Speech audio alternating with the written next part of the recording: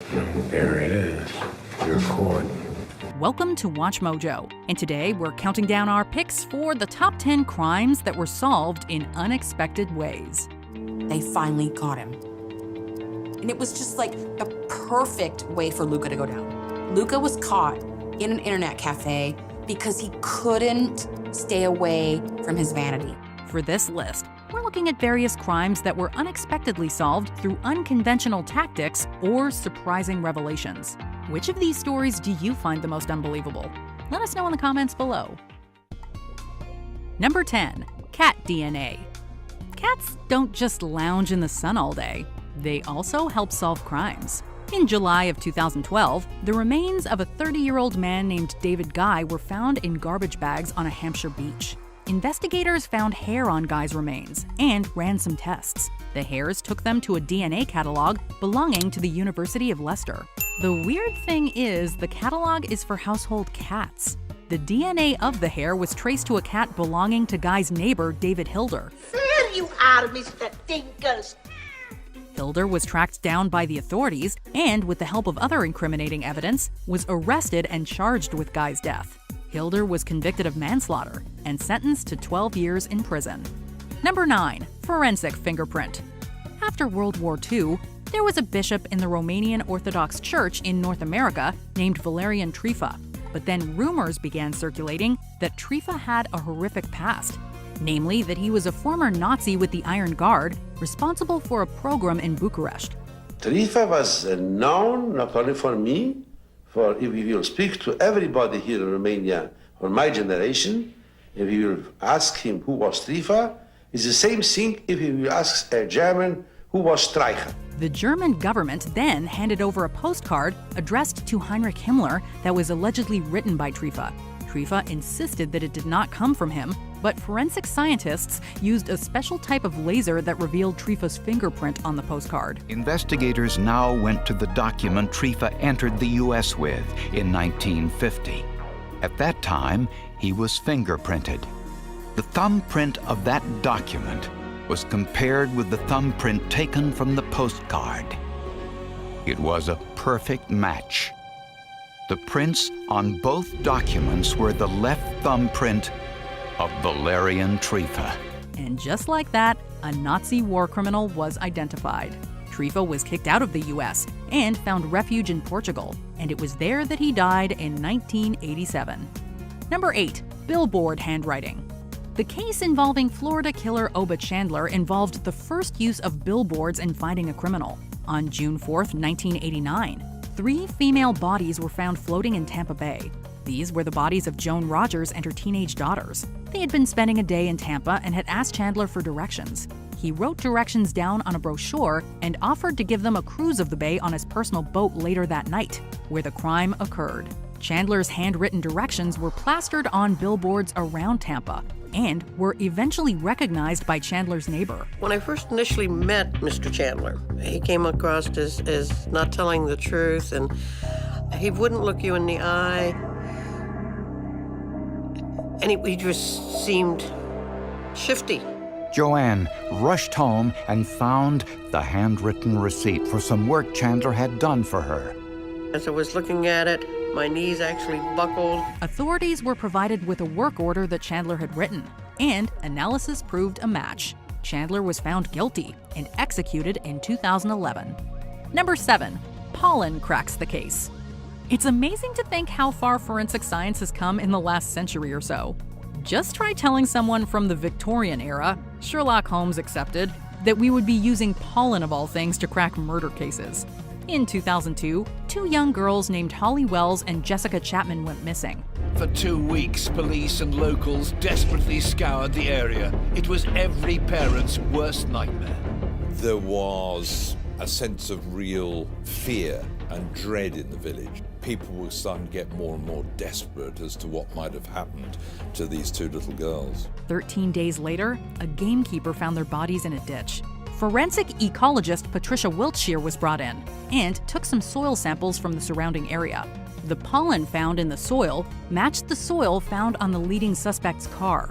And so that ultimately proved that it was his car that had been down the drove. And without him explaining how or why it had been there, the implication was obvious. Ian Huntley was officially linked to the scene of the crime, charged with the victims' deaths, and sentenced to life in prison. Number 6. Cold case cards. Back in the fall of 1979, a 24-year-old woman named Susan Schwartz was found dead in her home. The authorities immediately suspected the estranged husband of her best friend, a man named Greg Johnson. However, there wasn't enough evidence to implicate Johnson, and the trail went cold for decades. It was then that the Snohomish County Sheriff's Office had the idea to make playing cards out of cold cases. These cards made their way to a local prison, and an inmate recognized Susan's picture from the card. They directed authorities to an unidentified woman who admitted that her old boyfriend had killed Susan back in '79. Her ex-boyfriend was Greg Johnson. Johnson admitted to the crime and was sentenced to 24 years. Number 5. Unexpected reunion. I don't know if I should cry, if I should laugh, if I should smile, I don't know. Just go with it. Celeste Nurse experienced the most conflicting emotions imaginable between April 28th and 30th of 1997. On the 28th, her daughter Zephanie was born. 2 days later, Zephanie was abducted from the hospital. Celeste was forced to return home without Zephanie, and no news was heard for the next 17 years. In the following years, the girls' parents had more children, but celebrated their oldest daughter's birthday every year. In that time, Celeste had another daughter named Cassidy. Cassidy started at a new school and found striking similarities with a student named Mishae Solomon. Cassidy then arranged for her father to meet Mishae, and he in turn contacted the authorities. They conducted a DNA test and found that Mishae was actually the teenaged Zephanie Nurse. At the time when they presented to me that they were going to do the DNA test, no way in my normal right mind of my 17 years of age at that time could I ever possibly think that this DNA test could actually be positive. Zephanie was reunited with her biological parents, and her abductor, Lavona Solomon, was sentenced to 10 years in prison. When you met Zephanie, for the first time officially knowing she is your daughter, what did you say? How did you feel? She came to me, she hugged me, and I grabbed her. I physically lashed onto her, and I told her, you know, I knew from day one that you were my daughter. I just felt it. Number 4. Bugs. Vincent Brothers' complex alibi fell apart thanks to some simple bug splatter. Brothers' 3 children, wife, and mother-in-law were all killed on July 6, 2003. Airplane records proved that Brothers was in Ohio at the time of their deaths, having flown there from California to visit his brother. Investigators seized and analyzed his rental car and found a few suspicious things. Not only was the odometer nonsensically high, but insects found in the radiator were only found west of the Rockies. We're going, wow, we can actually do this. This is very cool. We can actually say, yes, the car had to be here. They then put the story together, realizing that Brothers had flown to Ohio, rented a car, drove back to California, killed his family, and then drove back to Ohio. He was charged with their deaths and was sentenced to death. Number 3. Lego clues. Authorities were left with a puzzling sight when investigating the death of 78-year-old Lucille Johnson. They found the elderly woman strangled within her own home, and littered throughout the living room was the unmistakable sight of colorful Lego bricks. The case occurred in 1991 and remained unsolved until 2014. Investigators then tested residue that was found under Johnson's fingernails and found a DNA match to an incarcerated man named John Sansing. Furthermore, the Lego bricks found in the house were scanned for fingerprints, and a match was made to Sansing's son. Authorities believe Sansing brought his son to the crime scene and let him play with Lego while Daddy killed someone? Number 2. NASA tech. NASA really can do it all, even crack a 20-year-old cold case. Back in 1991, a woman named Dawn Sanchez went missing. Investigators immediately pegged her boyfriend Bernardo Bass as being responsible, as Sanchez was last seen getting into his car. However, no one could find his car, or even Sanchez's body. The case went cold for 2 decades, and then NASA stepped in. Authorities received a tip claiming that Bass's car was disassembled and buried in a vacant California lot. A NASA research team sent in a ground-penetrating robot that found car parts in the specified location, and excavators matched them to Bass's vehicle. The evidence helped implicate Bass in Sanchez's death and put him away for 6 years. Number 1. The Golden State Killer's immense family tree. He was like a Hannibal Lecter, highly intelligent, highly sadistic, master manipulator. With his crimes spanning the years between 1974 and 1986, the Golden State Killer committed dozens of assaults and at least 13 killings. Adding to the horror were the man's taunting phone calls that were made to police. The killer got away with everything. That is, until 2018, in the invention of genetic genealogy.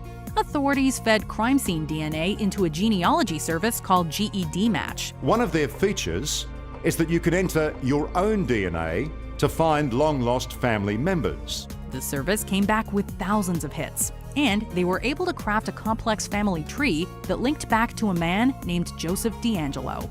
Using other clues and traditional investigative methods, the authorities were able to rule out everyone but D'Angelo. Police say the 72-year-old appeared surprised when they swarmed his home Tuesday evening.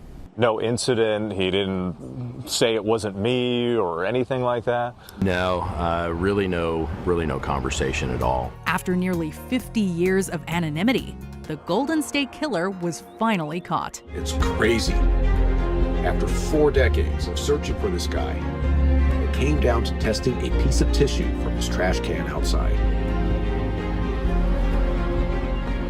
It was a 100% match to the Golden State Killer's DNA. Do you agree with our picks? Check out this other recent clip from WatchMojo, and be sure to subscribe and ring the bell to be notified about our latest videos.